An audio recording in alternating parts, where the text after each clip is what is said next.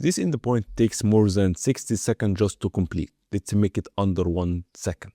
This is the endpoint that we have. This is a bad example, by the way, because why I'm gonna show you is a bad first, then we're gonna walk you through how can we improve our response time, starting from the worst case scenario. Then we're gonna be trying to improve by making more SQL optimizations. Then we're gonna make indices. Then we're gonna make multi-threading, and eventually we're gonna make caching mechanism. We will reduce the time from 60 seconds to less than 1 second, and I'm gonna show you how in this video. So here we're loading the dashboard, and basically our dashboard is just orders. That's basically what we do. So if you notice, this is a method that has all the necessary data that we use. It takes some kind of total amount or the total number of orders basically, and we have so many statuses here. So like created, confirmed, completed, and if you have noticed, all of them uses the same method. One way to think about this, you don't really need to go to the database every single time. What we need to do is to combine all this kind of common part and make it just one time. Go to the database, get whatever you want one time, instead of just going so many round trips to the database, getting some kind of data that you can have taken just by going one time. This is one way to optimize, and this is what we're going to be doing. Also, we have a couple of other methods that we use just to make some more queries which are related to the count states. Also, in the SQL statements that we use, currently as of now, we're using a materialized view, and we're using the inner SQL, which isn't really optimal, but sometimes it's necessary. So in our case here, is it really necessary? What we want here, that we're making inner query, we're ordered by creating at. This means we're sorting everything within this table, everything. And then we're gonna store it in materialized view called sort all. And after sorting this, you're gonna selecting the account based on a condition. Do you really want all this kind of stuff? I don't really think so. What you need to do is to make this query with a filtration query first. You need the workflows to happen. The first thing you want. You don't really want to sort everything that you have. This is one way of doing things bad. And let's take 1 second to test it out and see how long does it take. I'm gonna be opening my Docker Compose here. So by the way, this is Docker Compose, and now I'm gonna be running my application. Also, for the sake of this example, I have made a seed controller. This seed controller will be generating for us 2 million records in our database for us to test this kind of behavior and see how impactful it is. So I'm gonna now be seeding 2 million records here, and it's gonna be taking some time. So bear with me. Okay, so now it completed the seed right now. Let's get the account and see if it's gonna be working fine. Okay, so we have 2 million records in our database now. Let's jump into action and see how long it's gonna be take to make our query here. It's also gonna be taking some time, so bear with me. Okay, so it took like 1 minute 32 seconds, which is really bad. So we need now to improve what's happening here. So like I said, we had seen that it takes like way too kind of round trips into the database. So I have each of those branches is one improvement. So one is using a less round trip. So basically you don't really need to go to the database as many as you're expecting. So I'm going to be showing you the differences here. So what happened, instead of going to all this kind of amount of round trips, what we do is just basically, hey, you're going to be aggregating just one time. This aggregation takes all whatever you want in one single time. This is a whole different improvement here. And instead of using, hey, you're using materialized view, we're not going to be using materialized view. Why? Because it's pointless in our case. You don't really need also to sort at first. What you're going to need, you need the filtration that's going to be happening, and that's basically it. You don't need the sort, you don't need anything. So that's basically what we're going to be doing, and let's see how improvement had happened just by changing this kind of ordering and this kind of behavior. And instead of going to the database so many times, you just go a little bit of like, what's that? The total was like 4 times. This time was only going to the database 4 times. And let's see this kind of improvement. Previously was taking 1 minute 32 seconds, and now it takes 790 milliseconds, which is really nice, but there is also a better area. Let's run it a couple of times to see kind of ranges, like this is 565, so and another one's 500. This is really low, but we also need to be even better. So let me show you an even better approach. I have noticed, by the way, we're using some kind of statuses here. We have 7 different statuses, and we're using created as. So one way, a really good way in order to optimize when we have many data, many different data is using indices. But since unfortunately status here is kind of hard-coded 7 values here, so our index basically will have 7 branches to split the database at, which is the 7 statuses that we have. So you might be wondering, if we introduce index here, would it really help us here? Let me say it might help, it might not, depending on how the dataset was split at. But I believe it's gonna be helpful regardless on the long run. So basically, if you have like 100 million records in your database and you wanted to split it, I believe it's gonna be beneficial to split it.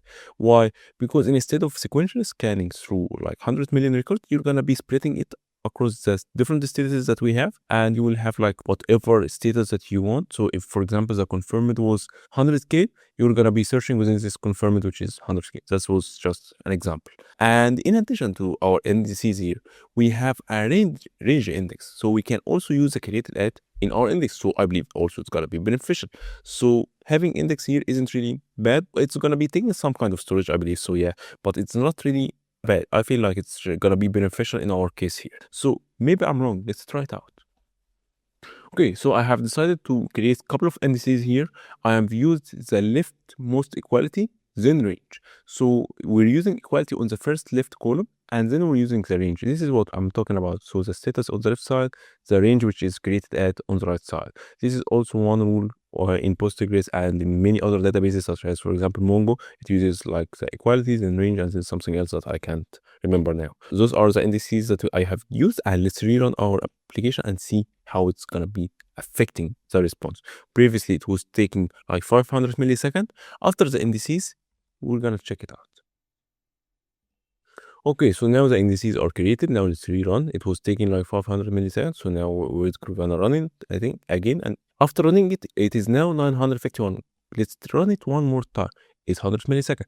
So we believe it's kind of similar time. Now it's like 680. It's kind of similar. It didn't really make any impact. So now we need to understand what happened. So I had made this explain analyze because I want to understand what on earth is happening. So let's take this, for example, like core aggregate. So what happens here? This is the execution time. It took like 106 to calculate the aggregation method that we had used. So let's see, does it really use index or not? This is the index conditions that was used. There was index search, and the index search was using the created at. So basically, it took this index and made the index condition more than this range and less than this range. So it had used the created at in our index here.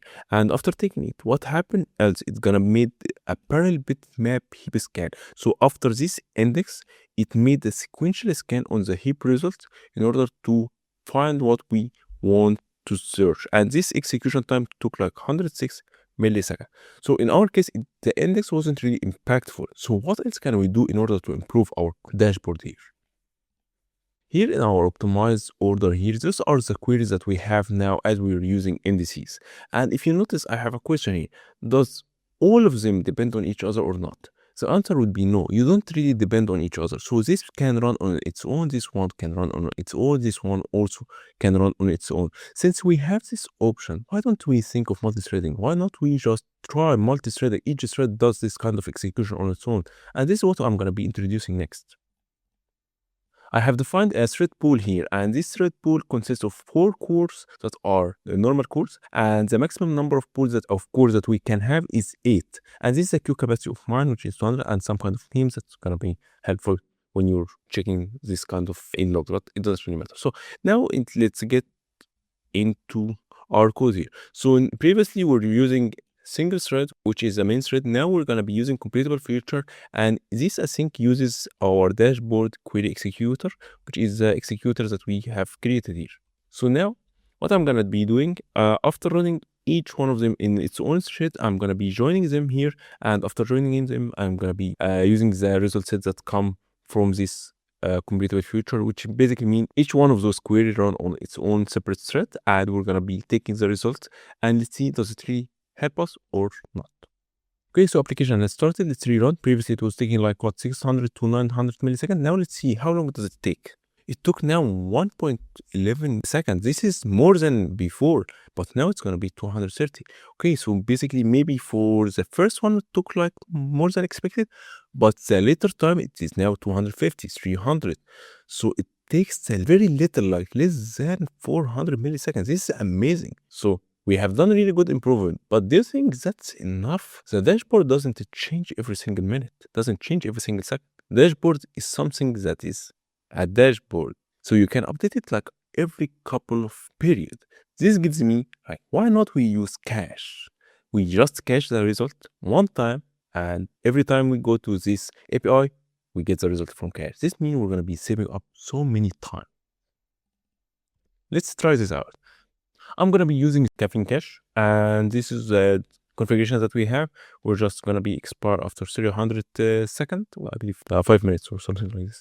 And this is what we're gonna be. We enable the cache here, and in our service here, we're gonna be caching it through this our way. We're gonna be caching from and to. This is how we're gonna be caching it, because sometimes different users have different kind of values from and to, which is depending on the kind of type of dashboard that they are searching for, and we're going to be caching this kind of result. Let's rerun this project using our cache and see how long does it take. Previously it was taking like 264, around 300, maybe like less than 400. Let's rerun it and see how it's going to be impacted.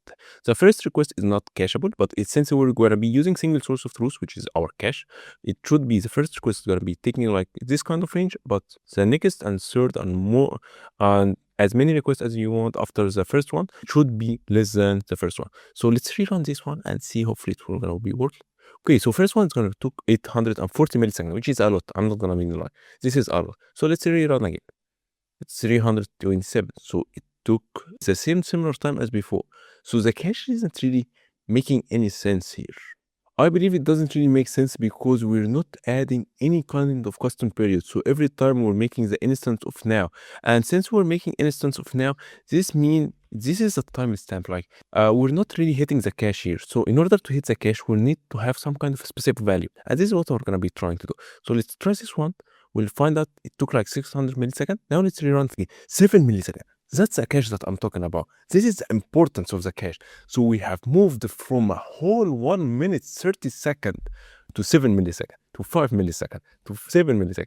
This is what I'm talking about when we're talking about optimization. From a whole minute 30 seconds to just less than 10 milliseconds. And this is what kind of differentiate between a person who knows what on earth he's doing and a person just trying weird stuff. So hopefully you enjoyed this kind of content, and if you're interested into learning more anything about optimization, database, operating system design, whatever you want, feel free to comment out. I'm gonna be making a video about it. See you next time. Bye bye.